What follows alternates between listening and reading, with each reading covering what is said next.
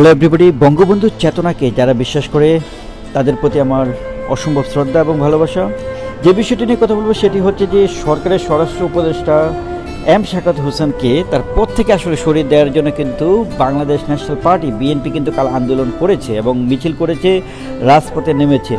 তো যে বিষয়টি আসলে গতদিন আপনারা দেখতে পেয়েছেন যে সবাই কথা বলছে, সেই বিষয়টি হচ্ছে যে শাখাওয়াত হোসেন যে একটি কথা বলেছে যে আওয়ামী লীগ হচ্ছে একটি বড় সংগঠন এবং এই সংগঠনের এই দলের সকলে কিন্তু খারাপ না, কিছু কিছু অনেক লিডার আছে যারা কিনা ভালো এবং তাদের নাম ধরে উনি বলতে পারবে যারা কিনা স্বচ্ছ এবং ভালো রাজনীতিবিদ।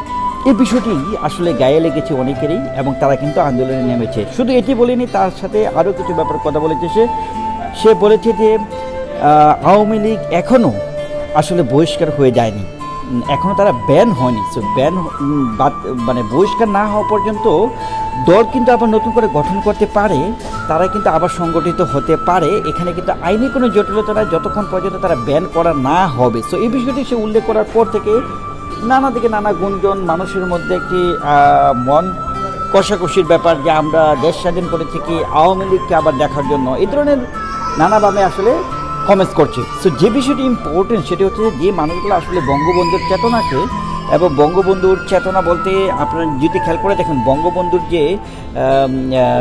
যেখানে বঙ্গবন্ধুর নাম দেখছে সেগুলো তুলে ফেলছে, বঙ্গবন্ধুর যেখানেই আপনার স্ট্যাটুগুলো দেখছে সেগুলো ভেঙে ফেলছে এবং আমরা আইনের কর্মকর্তারা মানে আইন যারা প্রসিদ্ধ করে তাদেরকেও আমরা দেখতে পাচ্ছি যে তারাও এইগুলোর সাথে লিপ্ত ছিল। সো বেসিক্যালি যে জিনিসটা বুঝতে যাচ্ছে যে জামায়াতে ইসলাম বা শিবির আসলে কাজগুলো যে করছে এটা কিন্তু সবাই বুঝতে পারছে এবং এই বিষয়টা নিয়ে সমন্বয়কারীরা যারা কিনা আসলে ছাত্র আন্দোলনের যোদ্ধা তারা কিন্তু একটা ওয়ার্ডও বলিনি। সো এই কথাটা হচ্ছে যে তোমরা এতটা ন্যায়ের পথে, তো এত ন্যায়ের পথে থাকার পর যারা কিনা এই কাজগুলো করছে তোমরা তাদের এগেনস্ট একটা ওয়ার্ড কেন বলোনি, সেটা আসলে তাদের প্রতি আমার কোশ্চেন এবং আপনাদেরকেও আমার এই কোশ্চেনটা।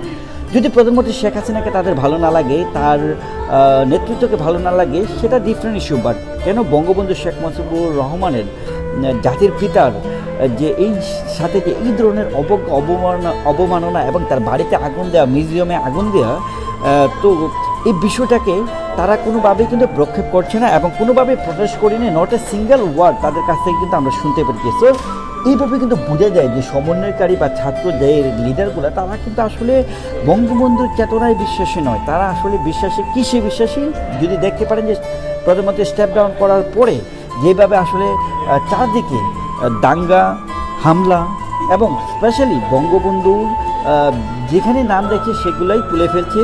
সো এতে করে বোঝা যায় তারা আসলে বঙ্গবন্ধুর চেতনার সাথে তাদের কোনো একাত্মতা বা ভালোবাসার জায়গা নেই। তারা আসলে বাংলাদেশের যে বঙ্গবন্ধুর যে ভূমিকা, বঙ্গবন্ধু শেখ মুজিবুর রহমানকে আসলে তারা বিশ্বাস করে না। যদি মিনিমাম কার্টেসি এবং রেসপেক্ট বোধ থাকতো তাহলে কিন্তু তারা এটিতে প্রটেস্ট করতো। অন্যদিকে 15 আগস্টকে কেন্দ্র করে মানুষ বলছে যে এই দিনে কোনো সুখ পালন করা হবে না, কারণ আমরা দ্বিতীয় বিজয় পেয়েছি বাংলাদেশের। সো এই দিনে কোনো বন্ধ দেওয়া হবে না এবং এই দিনে কোনো ছুটি রাখা হবে না এবং এই দিনে কোনো কিছু আসলে সুখ পালন করা হবে না, কারণ এটি আমাদের বিজয়ের মাস। সো বন্ধুরা, এই যে বিষয়টি যারা এইগুলা বলছে, এই মানুষগুলা আসলে বঙ্গবন্ধুর মৃত্যুটাকে, তার পরিবারের মৃত্যুটাকেও আসলে মানে ধামাচাপা দেওয়ার চেষ্টা করছে এবং তোয়াক্কা করার চেষ্টা করছে এবং বাজেভাবে রিপ্রেজেন্ট করার চেষ্টা করছে। সো যেই মানুষগুলো আসলে এই কাজগুলো করছে তারা কি আসলে বাংলাদেশের বিজয়, বাংলাদেশ যে আসলে পাকিস্তানের সাথে যে পশ্চিম পাকিস্তানের সাথে যে যুদ্ধে জয়লাভ করেছিল সেটাকে তারা বিশ্বাস করছে না।